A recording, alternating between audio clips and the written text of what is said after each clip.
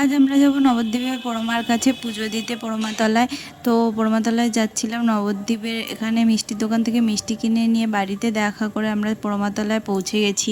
আর আমরা অনেক দিন ধরেই ভাবছিলাম পরমার কাছে পুজো দিতে যাবো, কিন্তু সময় হয়ে উঠছিল না, তো এবার হট করে চলে আসলাম। আর এখানে মায়ের প্রসাদ, ধূপকাঠি, শাঁখা সিঁদুর সব নিয়ে নিয়েছিলাম। আর ওদিকে আমার বর পুরো পোড়ামাকে ঘিরে একটা মালা দিয়েছিল।